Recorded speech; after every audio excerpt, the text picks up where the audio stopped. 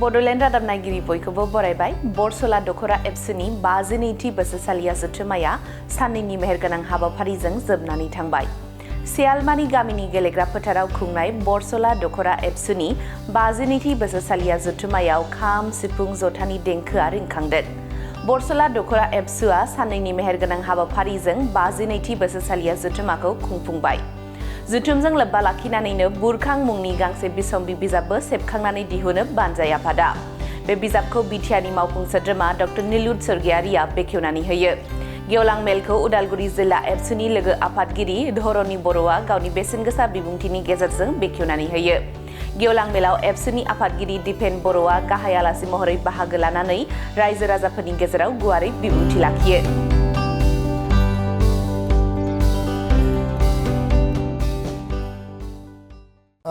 बे समाव गोबां दखरा आरो जिल्ला आफादनि जोंनि जुथुम्मा बोसोरारि जुथुम्माफोरा सोलिगासिनो दङ आरो बे जोंनि मोनसे संबिजिताव थाखानाय बायदियै बोसोरसे आरो बोसोरनै उन जों जुथुम्माखौ खुङो। बरसला दखराया दिनै 52 बोसोर जाबाय आरो मोनसे समाव सनितपुराव दङमोन। आथिखालाव बियो उदालगुरियाव बिटिसि आरो बिटिआर जानायनि उनाव दा बे दखरायाव जिखिनि बर' आइ आफा रायजो राजा बिथांमोना जिउ खुंनानै दङ। दखरा एबसुआ माहारिबादनि आधार आरो माहारिनि जातीय सत्ताखौ लानानै बिथांमोना खामानि मावगासिनो दङ आरो कुनु बिन्दुआव बिथांमोना हारि दानायनि जिखिनि हाबाफारिफोर, सोलोंथाइनि हाबाफारि आरो समाज परिबर्तननि हाबाफारि, बड'लेण्ड सोमावसारनायनिफ्राय लानानै माने बिएसि, बिटिसि, बिटिआर मोनजासिम दिनैसिमबो हारिनि सार्थनि थाखाय दखरा एबसुआव जायफ्रा बिबान लालांबाय आरो दखरानि सिंनि रायजो राजाफ्रा मोनसे जनसमर्थन होनानै खामानि मावबोदों। खौसेथिनि गेजेरजों, गोजोननि गेजेरजों बिथांमोना जिउ खुंबोदों आरो बिथांमोननियाव जिखिनि जेंना जेंसि दङ बे जेंना जेंसिखौ जों सुस्रांनांगोन। सोलोंथाइखौ जोङो जौगाहोनांगोन।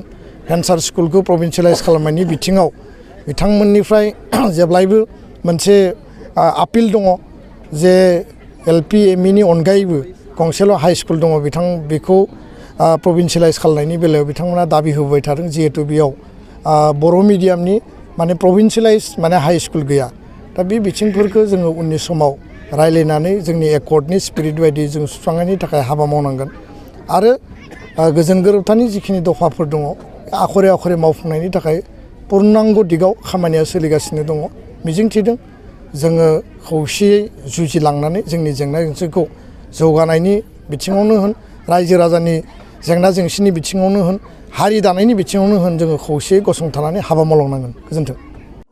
बरसला दखरा दुलाराय बर' फरायसा आफादनि 52थि जि बोसोरसालिया जथुम्मा आरो बे 52थि जि बोसोरसालिया जथुम्माखौ जोंनि दखरानि सिङाव थानाय सियालमारि गामिनि जे माने गेलेग्रा फोथार आरो बे गेलेग्रा फोथाराव 7 आरो 8 डिसेम्बर 2024 बे खालाराव एबा दिनैसिम बे सोलिगासिनो दङ आरो खुंगा 52थि बोसोरसालिया जथुम्माजोंनो लोब्बा लाखिनानै जों जातिनि हारिनि माखासे जेंना जेंसिफोरखौ जों माने डेलिगेट्सआव थान्दै मेलाव जों गुवारै सावरायलायदों। जोंनि बरसला दखरा हालामाव गोबां जेंना दं। दिनै सोलोंथाइनि बिथिं, दिनै समाजारि बिथिं, दा बेफोर गासै बिथिंखौ जों नोजोर बोनानै बै थान्दै मेलाव जों सावरायलायनाय जादों आरो बै थान्दै मेलनि गेजेरजों जोंनि जि माने 2023 आरो 2024 मायथाइनि जि बिबान बोथोर आरो बै बिबान बोथोरखौ जों मैयानि जि थान्दै मेल बेखौ जों सिफायनानै गोदान मोनसे 2025 आरो 2026 मायथाइनि थाखाय 2 बोसोरनि थाखाय जों गोदान जों मोनसे गोख्रों मोनसे हान्जा जों दानानै लाबाय। दा बेयाव आफादगिरि महरै बिलिफां दैमारि बिथांखौ जों मोननो हादों आरो गाहाय नेहाथारि महरै गोहोम बर' बिथांखौ जों मोननो हादों।